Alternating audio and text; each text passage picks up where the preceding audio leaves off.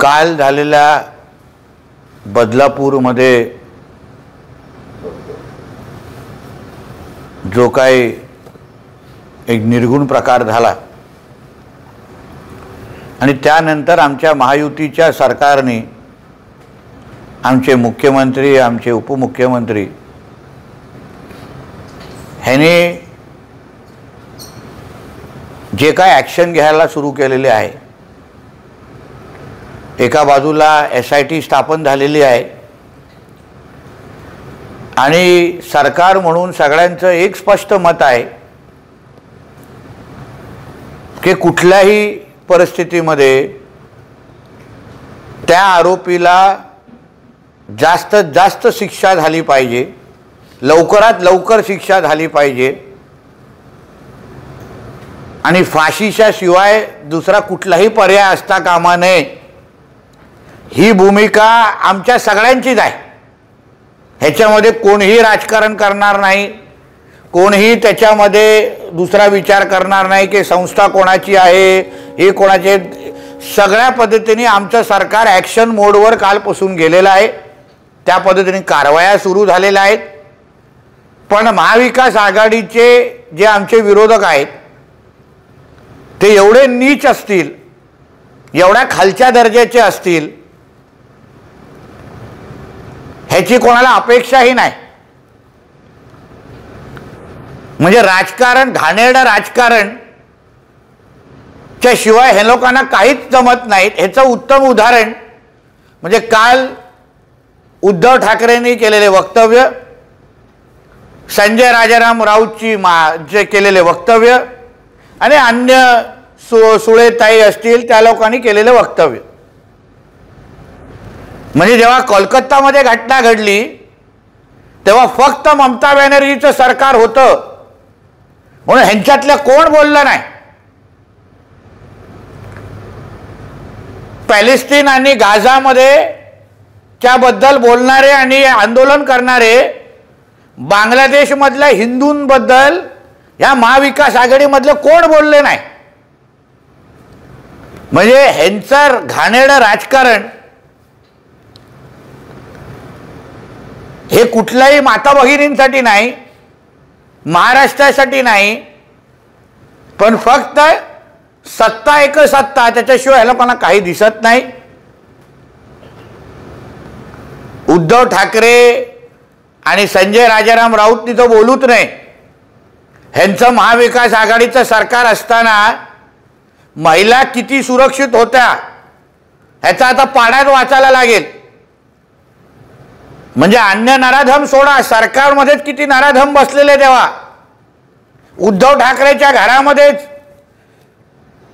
एक बलात्कारचा आरोपी आहे जो त्याच्याबरोबर मातोश्रीमध्ये राहतो, हा संजय राजाराम राऊत।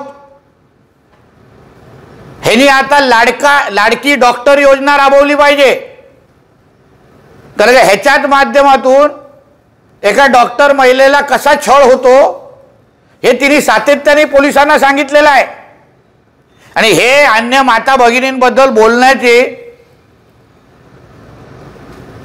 ह्यांची लायकी तरी आहे का? आमचं सरकार कोणालाही याच्यामध्ये सोडणार नाही आणि जे काही आरोपी आहेत त्यांना फाशीवर पोचवण्याशिवाय आम्ही गप्प बसणार नाही, एवढं स्पष्ट भूमिका आहे। तर संजय राऊत असं म्हणतात ज्या शाळेत ही घटना घडली ती भाजपच्या संबंधित आहे, दुसऱ्या पक्षाची संबंधित असती तर देवेंद्र फडणवीस आणि त्यांचे महिला मंडळ शाळेच्या पायऱ्यावर जाऊन पत्कर मारून बसले। मी काय बोलतो, असेल भाजपच्या संबंधित, हां असतील त्याच्यात, पण शाळेतले संबंधित आमचे असले तरी आम्ही काय कारवाई करायचं थांबलेलो नाही। तुझ्या मालकासारखे आम्ही नालायकांसारखं सरकार चालवत नाही। जो कोण आरोपी होता, ज्या संस्थेमध्ये हे घडलं, आणि कुठलीही संस्था आमच्या संस्थेमध्ये अशा पद्धतीची घटना घडली पाहिजे अशा कुठल्याही संस्थेच्या मनात इच्छा नसते।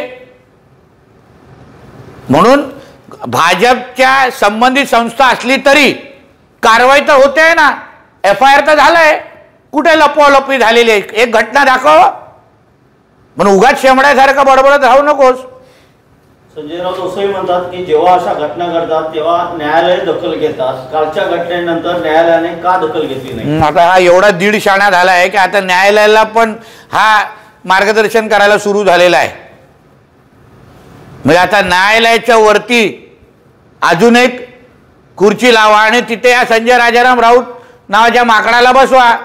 ते न्यायालयाला सांगून दे की बाबा असं करा तसं करा. देवेंद्र फडणवीस यांनी SIT स्थापन केली, पण या आधीच्या अनेक SITया रद्द केल्या गेल्या असं संजय राऊत म्हणतात. आता संजय राजाराम राऊतनी SIT स्थापनमध्ये कुठली PhD केली असेल तर ती PhD वाचायला आम्हाला द्यावी. असंख्य SIT स्थापन झाल्यानंतर त्या बाबतीमध्ये त्या संबंधित वर्गाला न्याय भेटलेला आहे अशी 100 तरी उदाहरणं आहेत. नुसतं राजकारण करायचं, नुसते आरोप करायचे. ह्यांच्या घरात अगर पाणी नाही आलं तरी पण हे लोक फडणवीस साहेबांचा राजीनामा मागतील. बरं झालं यांच्या घरातली मुलांची लग्न व्हायला सुरू झालेली आहेत, नाही तर त्यासाठी पण फडणवीस साहेबांचे राजीनामा मागतील. हां, म्हणून SITच्या माध्यमातून निश्चित पद्धतीने न्याय भेटेल एवढा माझा ठाम विश्वास आहे. संजय राऊत असंही म्हणतात की मुख्यमंत्री शिंदे म्हणाले की ही केस फास्ट ट्रॅक कोर्टात चालू.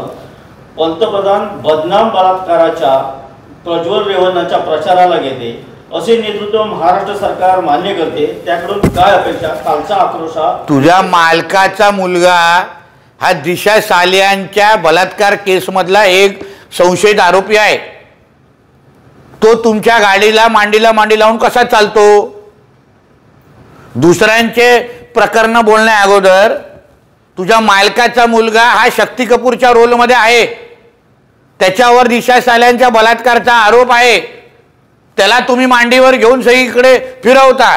मग दुसऱ्यावर आरोप करण्याची नैतिक पात्रता तुमची आहे का? गिरीश महाजनच्या एका स्टेटमेंटवरून संजय राऊत असं म्हणतात की गिरीश महाजन असंही म्हणतील ज्या मुलींवर अत्याचार झाला त्या देखील विरोधकांनी मॅनेज केले असते. गिरीश भाऊ महाजन साहेबांनी जो काल धाडस दाखवला, जाऊन तिकडची संवाद साधला ना, ते कधीच या संजय राजाराम राऊत आणि उबाटावाल्यांना जमणार नाही. शेवटी जनता ही आक्रोश करत होती आणि त्यांच्या समोर जाऊन तुमचं हक्काचं सरकार आहे आणि तुमचं सरकार हे तुमच्या बरोबर आहे हे बोलण्याची ताकद ही आमच्या गिरीश महाजन साहेबांमध्ये आहे. म्हणून काय नाही तरी चांगले गुण गिरीश महाजन साहेबांचे चांगले गुण संजय राजाराम राऊतनी घ्यावे असा एक मैत्रीचा सल्ला देईन. कारण बदलापूरचं वार्तांकन करणाऱ्या पहिल्या पत्रकाराच्या विरुद्ध आबाजी मात्र बोलले. त्या संजय राऊत म्हणतात की शिंदे गटाच्या ह्या चेल्यांवर सुद्धा कारवाई व्हायला हवी. आता ते प्रकरण आता कुठलं अगर त्या महिलांनी अगर तक्रार दिली, महिला पत्रकार आहे, तर निश्चित पद्धतीने कारवाई होईल. पण तुझ्या बाबतीमध्ये एका डॉक्टर महिलांनी जी काय तक्रार देते त्याच्यावर कधी कारवाई होणार ते पहिलं सांग. अन्य पत्रकार महिलांबद्दल विचार करण्या अगोदर तुझ्याबद्दल जे 100 तक्रारी तरी एका डॉक्टर महिलांची आहेत त्याबद्दल कारवाई कधी होईल आणि त्याच्या सामोरं तू कधी जाणार या बाबतीमध्ये सवाल थोडं तिला धमकवण्याचा जरा प्रकार कमी कर.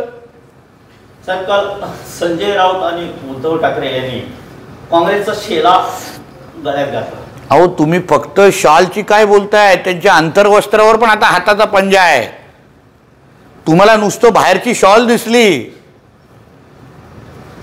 त्यांना तुम्ही थोडा अगर त्यांना सांगितलं असतं की बॉडी बिल्डिंग कॉम्पिटिशन सारखं जरा हात असे करा, त्यांच्या अंतर्वस्त्रावर पण इथे मध्ये हाताचा पंजा आहे. तुम्ही उद्धव ठाकरेला कमी समजू नका. 100% धर्मांतर झालेला आहे विषय. काल बदलापूरची घटना नुकती ताजी असताना काल रात्री अकोल्यामध्ये गुन्हा दाखल झाला आहे. 6 मुलींवर एका शिक्षकाने लैंगिक अत्याचार केल्याची घटना घडते. बघा, असे मुलींच्या सुरक्षेचा एक लक्षात घ्या, लगेच कारवाई होत आहेत की नाही, कन्व्हिक्शन रेट बघा कसा आहे.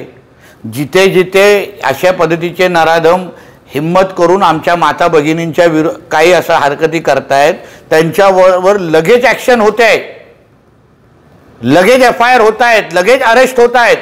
मग बदलापूर असो किंवा तुम्ही बोलण्याप्रमाणे आता अकोला असो, तिथे लगेच अरेस्ट आणि FIR होत असतील तर ह्यालाच सरकारी ॲक्शन म्हणतात ना. याबद्दल तुम्ही गृह मंत्रालयाचं कौतुक करायला पाहिजे.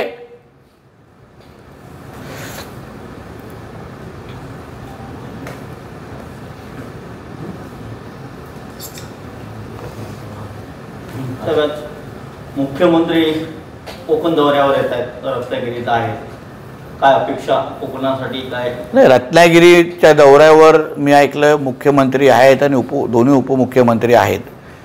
मुख्यमंत्री साहेबांच्या आमच्या महायुतीच्या सरकारने कोकणासाठी तसं भरभरून दिलेलं आहे. म्हणजे ह्या 2.5 वर्षाच्या कारकिर्दीमध्ये अगोदरच्या महाविकास आघाडीच्या सरकारने जे आमच्या कोकणाकडे दुर्लक्ष केलं, कोकणाला अंधारात टाकलं, त्याच्यापेक्षाही दुप्पट आमच्या या महायुतीच्या सरकारने दिलेलं आहे. म्हणजे रस्ते, पाणी, वीज, विविध प्रकल्प, पर्यटनाच्या आधारे प्रकल्प, या सगळ्या ह्याच्यामध्ये आमच्या महायुती सरकारने भरभरून दिल्या असल्यामुळे मला विश्वास आहे आज पण मुख्यमंत्री परत खाली हात जाणार नाहीत. साहेब, कोकणातले 2 मंत्री जुंपलेले आहेत, सगळीकडे ती चर्चा आहे. म्हणजे महायुतीत आलबेल नसल्याचं. रामदास कदमजी अजून मंत्री नाही आहेत. कोकणात सहकारी पक्षाचे नेते आहेत. कोकणात हे 2 नेते जुंपलेले आहेत, त्यामुळे महायुतीत आलबेल नसल्याचं हे द्योतक आहे. ठिकठिकाणी भाजपकडून निषेध नोंदवला जातोय. नाही, मुद्दा माझा असा आहे की रवींद्र चव्हाण साहेबांचं चुकलं कुठे, काय चुकलं ते सांगा मला. मला रामदास कदमजी हे राज्याचे ज्येष्ठ मंत्री राहिलेले आहेत. आम्हाला त्यांच्याकडून एवढी ती अपेक्षा नाही की त्यांना एवढं पण माहीत नसावं की हा नॅशनल 66 N66 हा जो महामार्ग आहे तो आजही केंद्र सरकारकडे आहे. त्यांनी मला दाखवावं ना, एक पत्र, एक नोटिफिकेशन रामदास कदमजींनी दाखवावं की हा नॅशनल हायवे आता राज्य सरकारच्या हद्दीत येतं. तरी पण आमचे रवी चव्हाण साहेब कोकणातले आहेत. माझी नैतिक जबाबदारी आहे, माझं खातं नसलं तरी केंद्रामध्ये खातं, केंद्रामध्ये नितीन गडकरी साहेबांचं खातं आहे, तरी पण तो माणूस 5-5 वेळा जाऊन पाहणी करतो, अधिकाऱ्यांच्या मानेवर बसतो, अधिकाऱ्यांवर पाठपुरावा करतो. हे त्यांची चूक आहे. आणि रत्नागिरी भागातला जो काही महामार्ग रखडलेला आहे त्याची कारणं रामदास कदमजींना माहीत नाही का? आणि मग कोण चांगला काम करणारा माणूस असेल, प्रामाणिक काम करणारा माणूस असेल, त्याचा कधी ना कधीतरी संयम सुटणार ना, जे आमच्या रवी चव्हाण साहेबांचं झालेलं आहे. आणि आज महायुती म्हणून आम्ही लोकांनी ठरवलं पाहिजे की आमचा खरा शत्रू कोण. तिथे उद्धव ठाकरे काँग्रेस बरोबर झोपायला पण तयार झालेला आहे, गमछा घालून फिरतोय, स्वतःचा स्वाभिमान घाण ठेवून तो कुठल्याही प्रकारे महायुतीचं सरकार हरवण्यासाठी महाविकास आघाडीची सगळी शक्ती हे लोक एकत्र येऊन लावतायत. मग महायुती म्हणून आम्ही का भांडतोय? मग आम्ही लोकांनी एकत्र येऊन चला, केंद्र सरकारकडे आपले आहेत, आपले विचाराचे खासदार निवडून आलेले आहेत, त्याला आपण एक शिष्टमंडळ घेऊन जाऊ नितीन गडकरी साहेबांकडे किंवा पंतप्रधानांकडे, सगळे आम्हाला लोकप्रतिनिधी, आमदारांना, खासदारांना एकत्र करा आणि जाऊ आपण केंद्र सरकारकडे, सांगू इकडच्या मुंबई गोवाची परिस्थितीच्या बद्दल माहिती देऊ. पण ज्या व्यक्तीची चूकत नाही, जो माणूस प्रामाणिक पद्धतीने स्वतःचं खातं नसताना रस्त्यावर जातोय, पाहणी करतोय, अधिकाऱ्यांच्या मानेवर बसतोय, तुम्ही त्यालाच आरोपीच्या कटड्यामध्ये उभं करता. मग ह्या गोष्टी भारतीय जनता पक्ष म्हणून कोणच सहन करणार नाही. आणि कशाला आम्ही सहन करावं? कोकणातली कुठली निवडणूक, ग्रामपंचायतीपासून ते खासदारीपर्यंत, भारतीय जनता पक्षाच्या शिवाय कोण निवडून येऊ शकतं का? आमच्या मतांच्या शिवाय ग्रामपंचायत तरी आमचे मित्र पक्ष जिंकू शकतात का? आणि तेव्हा अडीअडचणीच्या काळात तुम्हाला रवींद्र चव्हाणच लागतात, तेव्हा चव्हाण साहेबच जाऊन तिथे उभे राहतात.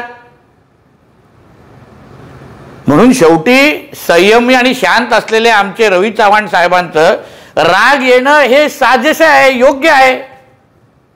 म्हणून आपला खरा शत्रू मग शिवसेना असो, BJP असो, राष्ट्रवादी काँग्रेस असो, आमचा खरा शत्रू महाविकास आघाडी आहे. शिंदे साहेबांनी केलेलं बंड, शिंदे साहेबांनी केलेला उठाव, ह्याला खऱ्या अर्थाने न्याय द्यायचा असेल तर कुठल्याही शिवसेने नेत्यांनी आपसात भांडू नये. महायुती म्हणून आपण जेवढं ताकदीने एकत्र राहू, कारण का कोकणातल्या जनतेने लोकसभेच्या काळात महायुतीला आशीर्वाद दिलेला आहे. आमचे सगळे उमेदवार निवडून आलेले आहेत, सगळे खासदार महायुतीचे आहेत, मग आम्ही कशाला आपसात भांडतोय?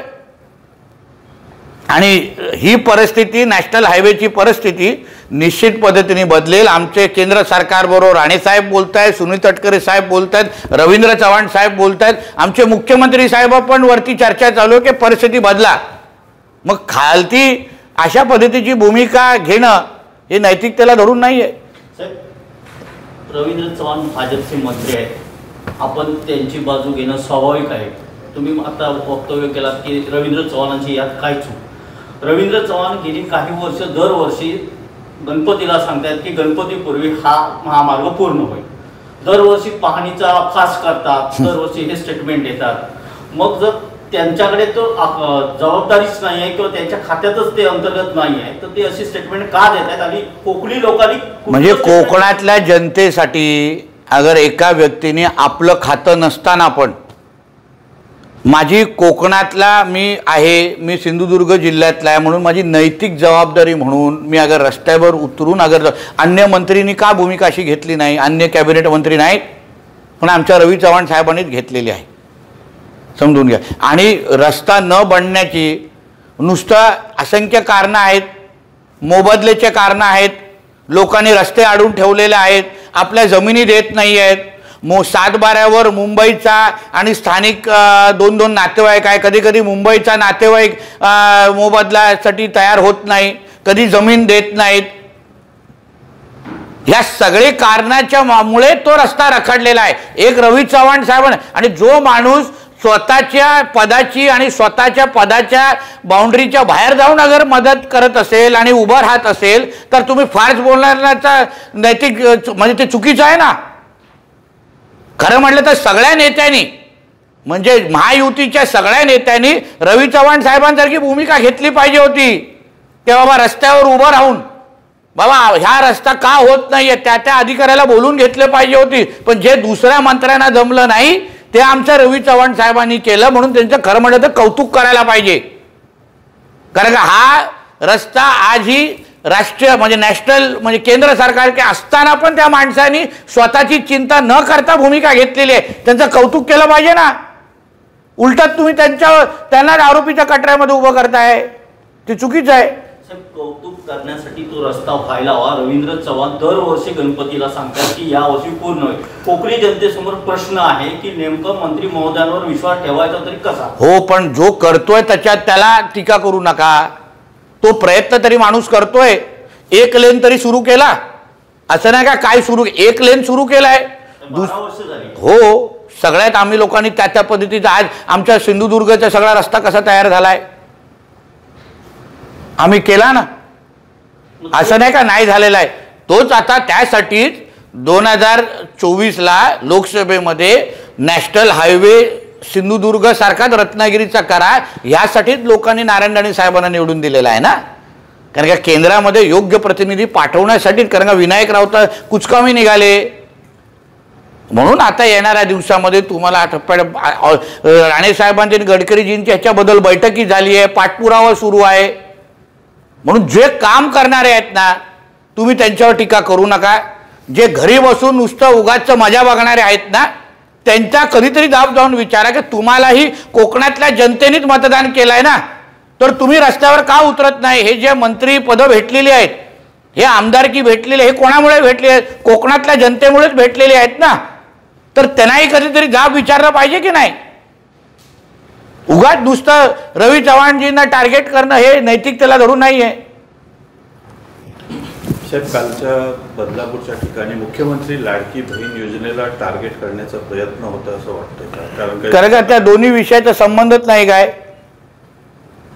एका बाजूने आमच्या राज्यातल्या लाडकी बहिणीला आम्ही आर्थिक सक्षम करतोय, दुसऱ्या बाजूला आम्ही आमच्या लाडकी बहिणीची सुरक्षेची पण काळजी घेतोय. म्हणून तुम्ही बघा किती तत्परतेने तिथे FIR लॉन्च झाला, किती तत्परतेने तिथे लोकांवर कारवाया सुरू झाल्या, संस्थेच्या लोकांवर FIR झाला, किती तत्परते झालं हे तुम्ही डोळ्यांनी पहा ना. म्हणून लाडली बहीण योजनाच्या त्याच्याबरोबर संबंध जोडणं हे विरोधकांच्या मनामध्ये लाडली बहीण योजनाबद्दल असलेली भीती आहे, त्याच्यामुळे त्या योजनेची बदनामी करण्याचा कार्यक्रम सुरू आहे. आरक्षणाच्या मुद्द्यावर सगळ्या जातींचा रोष वाढत चाललाय. आगामी काळात निवडणुकीत भाजप आणि सत्ताधारी भुईसपाट होतील असं मनोज जरांगे पाटील. आम्ही त्यांचं स्टेटमेंट ऐकलं नाही म्हणून बोलू शकत नाही. एबीपी माझा, उघडा डोळे बघा नीट.